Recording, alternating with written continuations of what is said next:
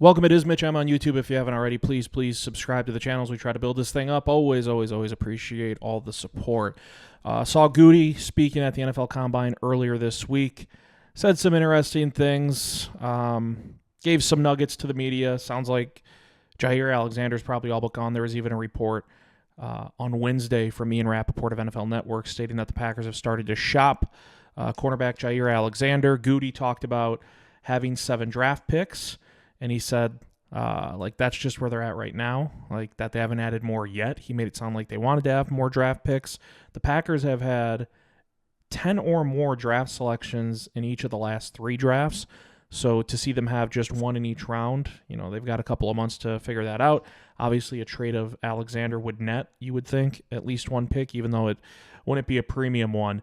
I wanted to look more in-house at free agents that the Packers have, unrestricted free agents entering this offseason. And I think Green Bay's in a really good spot where most of the roster, guys who played prominent snaps for Green Bay, are under contract through at least next season. There are some names that, will pique your interest, have already piqued your interest. The names who are the free agents for Green Bay. And I believe most would probably look at Josh Myers. He's an unrestricted free agent. Jordan Love trusts him. He was the center for Aaron Rodgers for a couple of years and then helped with the transition when Jordan Love became the first-year starter in 2023. And Josh Myers is an unrestricted free agent. Thankfully, avoided disaster. He went down late with an injury, a leg injury, in the playoff loss to Philadelphia. And entering free agency, that could have been a nightmare scenario for Josh Myers. Could have costed him a lot of dollars on whatever deal he was set to sign, which obviously still hasn't happened, but he avoided a serious injury, which is good for whoever Josh Myers ends up on it. I think there's a lot of Packer fans who hope that he's back in Green Bay. Myers kind of had a weird first couple years where, wasn't it Creed Humphrey, the center for the Chiefs, who turned out to be just absolutely incredible, all-pro caliber center, was taken with the pick right after Myers. And Myers kind of had an up and down first couple of years. I remember there was a preseason game where Rodgers was really on his ass. You could hear the field mics picking up Rodgers just screaming at Josh Myers.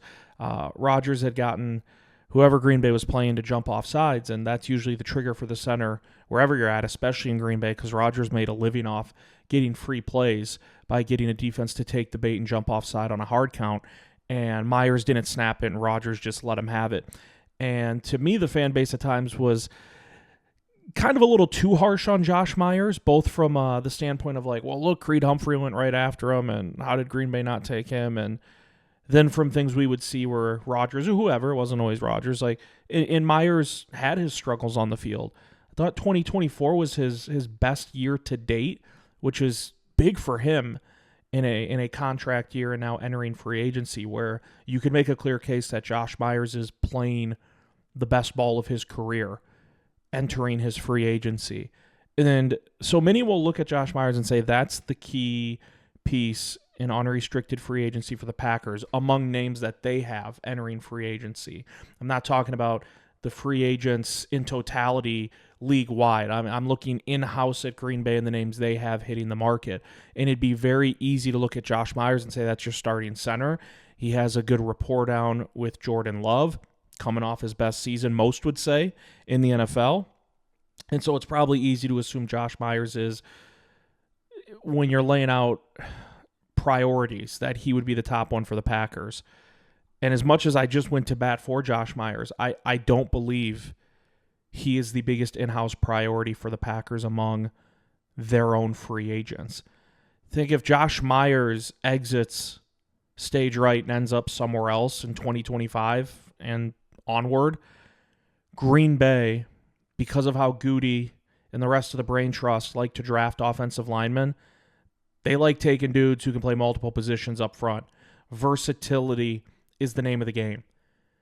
Elton Jenkins is a great left guard. He's played plenty of center for Green Bay. I shouldn't say plenty. He's played enough center for Green Bay. If Josh Myers is gone in 2025, let's just say that's the reality Green Bay ends up being in. I'm not saying it's going to be. I'm just saying in this hypothetical, if Josh Myers is not back with the Packers, you could slot Elton Jenkins in at center and feel pretty damn confident about that spot. Now, again, that would open up a gap at left guard, and there's somewhat of a domino effect. But just looking at the center position, if Josh Myers is gone, you could put Elton Jenkins in at center and feel pretty good about things. You could move Sean Ryan over from right guard. He has experience at center at UCLA in college and feel pretty good about things. Jacob Monk, drafted him out of Duke last year, middle of the draft pick. Didn't see any playing time, or not much, I should say. In 2024, Green Bay had things solidified up front. Jacob Monk played plenty of center in college at Duke. You could give him a chance to try to win the job. The one name I don't want to bring up, but I'll mention it, Zach Tom, played plenty of center in college at Wake Forest. There's a ton of people who have said on the record, if you put Zach Tom at center, he'd probably be one of the best centers in the NFL. Right now, he's one of the best right tackles in the NFL. Zach Tom's in line to get a contract extension this offseason. He's going to want tackle money. You can't fork over tackle money to your all-pro caliber right tackle, and that day will come where Zach Tom, to me, is an all-pro, first-team all-pro in the NFL. You can't pay him tackle money and then slide him over to center. Tom is the one guy that if Myers is gone, I don't even want to see the idea flirted with kicking him from right tackle to center. You have your right tackle for the next 8-9 years, hopefully, in Zach Tom. I wouldn't mess with that. The larger point here is if Josh Myers leaves and just gets an offer that's too rich for Green Bay's blood, right? Like they don't want to match the money. There are in-house options. Not to mention, you could still find someone in free agency. And obviously you have to start from square one if it's a new name as far as chemistry, rapport with the offensive line and with Jordan Love. But there are plenty of options for Green Bay to pivot to, especially on its own roster if Josh Myers is gone. And that's why I think, and I'll say I believe, the biggest in-house free agent that should top the list of priorities for Green Bay is Brandon McManus. And some of you might roll your eyes, you'll scoff at it. It's like it's the kicker, right? Like you're telling me the top priority for Green Bay amongst its own free agents is the kicker? Well, first off, I already mentioned Green Bay doesn't have a lot of big names hitting free agency. A lot of the snaps played last year, offense, defense, special teams, are back for Green Bay in 2025. Myers is one that is not. Eric Stokes is another. Eric Wilson is another. McManus is one of those. Unrestricted free agent for the Packers. Got to figure out what to do with them. Everything Goody has said so far this offseason, and really that's, end of the year presser in January, and that's speaking at the NFL Combine earlier this week. Clear indicators. He's not, hiding his hand. He's showing it. They want McManus back. Money makes sense. They want to get Brandon McManus locked up as the kicker for the Packers for the foreseeable future. Now he's 34, I think. And in NFL terms, that might scare you away. 34 is, quote, old in the NFL. For a kicker, it's not. Like, you're 34 in the NFL. A lot of those guys will go until they're 38, 39 years old. And the biggest reason I think Brandon McManus should be the top priority in-house for the Packers amongst their own free agents is what we've seen unravel the last couple of years and how hard it was for Goody and company to find a kicker. 2023, they take Anders Carlson. They use a draft pick on a kicker, which is fine. Mason Crosby's gone. He's out of the equation. You need a kicker. Green Bay takes Anders Carlson. A large reason for that was Rich Bisaccia's familiarity as the special teams coordinator in Green Bay, but the familiarity he had working with Anders' brother, Daniel Carlson, with the Raiders. And there was familiarity there. Bisaccia knew all about Anders Carlson. And, it wasn't, I'm not blaming Bisaccia for why the Anders Carlson pick didn't work out. I'm not doing that at all. But that was part of the reason they selected Anders Carlson over maybe some other options at kicker. Never worked out. Anders Carlson, you don't like, raining down on the guy, but you couldn't even get up to refill a beverage when he was out attempting a PAT. Like, it was that worrisome with Anders Carlson.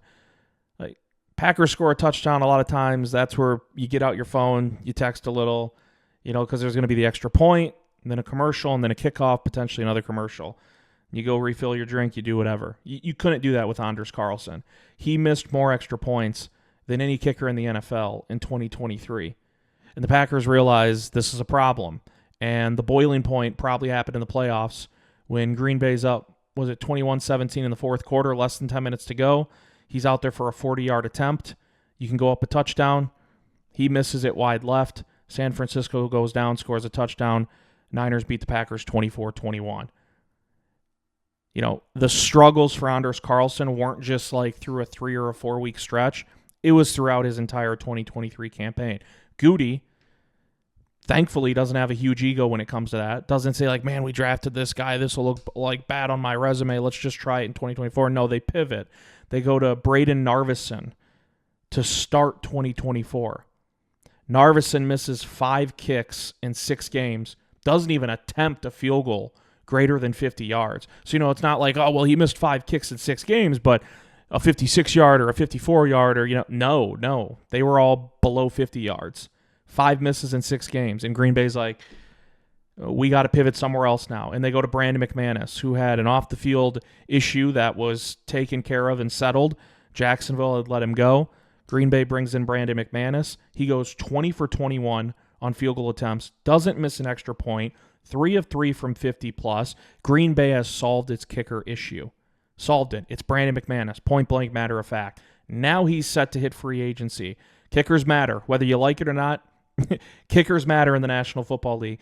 In a league where it is true, the margins, the victories can be razor thin. You need to have a good kicker. You have to. And for Green Bay, the search for Mason Crosby's replacement was so exhausting that letting McManus go in free agency, not prioritizing him, not matching an offer if he gets something greater somewhere else and Green Bay has to top it, to me would be horrifying. Just remember how it was with Anders Carlson and with Brandon McManus in his short stay with Green Bay in 6 weeks. If Josh Myers goes somewhere else, I think it would suck. I want Josh Myers back in Green Bay. But if Myers is on a different team in 2025, you have options to pivot to that you know will work out. Elton Jenkins would work out at center. Zach Tom would work out at center. You'd like to believe Sean Ryan would work out at center. If McManus is in a different uniform in 2025, you're starting from square one. You're rebooting that entire search. And you can say, well, maybe there's names in free agency. You know, Narveson was let go by Tennessee, but they tried it with Greg Joseph last offseason. Didn't work out. Missed, wasn't, I think it was, or was that Carlson? Someone missed a chip shot in a preseason game. I think it was against Baltimore that like sealed their fate, but Greg Joseph struggled with the like it just, you have the answer, you have the solution at kicker. And it sounds somewhat funny, like putting this much emphasis on the position. But look at last season for Green Bay. Green Bay loses 22-21 to Houston if Brandon McManus doesn't hammer through a 45-yarder as time expires. Now, is Brandon McManus the sole reason Green Bay won that game? No. But it came down to a 45-yarder from Brandon McManus as time expired. And you can't sit here and tell me you would have felt just as confident if it was Greg Joseph, Anders Carlson, or Brandon McManus. You wouldn't have, I wouldn't have, the Packers wouldn't have. They lose 22-21 if McManus misses that 45-yarder as time expires. They go to overtime in Jacksonville. If McManus, it was a chip shot, but if McManus misses a field goal attempt in Jacksonville as time expired, that game goes to overtime. Instead, it's a win on the road against Jacksonville a year ago. You have your answer at kicker. Keep it in place. I would even say, like, the kicker position, you have to be very sound financially, right, to be a general manager in the NBA, to be a president of basketball operations. You know, the owners are looking down at you. Green Bay, it's different, obviously, with the ownership in Green Bay, different from all 31 other teams. But you still have to be sound financially, and you have to be careful with when you give out money, who you're giving the money to, and there has to be a real trust and a real belief. You know, the trust and the belief is there with McManus on the field. Like 20 of 21, I know he missed a 38-yarder against Philadelphia in the playoffs. That one blemish doesn't wipe away all the good. 1 missed field goal with the Packers in the regular season, no missed extra points, 3 of 3 from 50 yards, 2 game winners as time expired, including a 45-yarder against the Houston Texans in that whiteout game last October. I want to see Myers back. I want to see McManus back.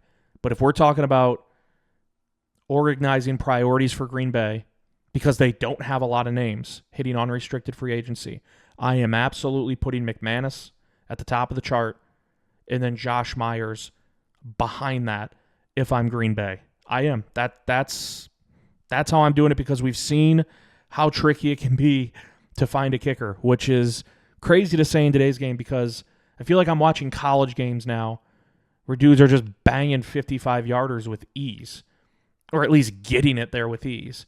Whereas, I don't know, even like 15 years ago in college, some coaches would punt if it was, hey, we try a 50-yarder or we punt it.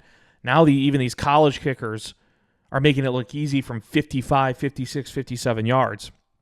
For Carlson, the power, never the issue. It was the accuracy. For Narveson, he never got the shot. He didn't attempt one greater than 50 yards for Green Bay. They have the answer in Brandon McManus. Keep in mind, as I said, the Packers bring just about everyone back next year. So saying prioritizing your kicker as your top in-house free agent, it makes it sound less crazy. Here's a number for you to chew on. Green Bay has the lowest percentage of snaps played entering free agency. So out of all the players that played snaps for Green Bay on offense, defense, special teams, they have the lowest percentage, 32nd in the NFL, which is good. That means almost everyone's back. 14.6% of the snaps played for Green Bay are hitting free agency. Most of them are from Josh Myers. They bring back a whole hell of a lot. So prioritizing it, go look at the free agent list for Green Bay. Unrestricted free agent list. Tyler Davis, A.J. Dillon, Eric Wilson, Robert Rochelle, Eric Stokes, Josh Myers, Brandon McManus. We'd like to see, most of those guys back. In an ideal world, it's not going to play out that way, right? You'd like to see a lot of those guys back. McManus being number 1 on the list is not as crazy as it sounds, and that's how it should be for Green Bay. And then you take care of Josh Myers if you're able to. Let me know what you think. It is Mitch. I'm on YouTube. Always appreciate all the support. Please click the subscribe button. It's so easy to do. Just click the subscribe button. Always appreciate all the support. We'll see you next time.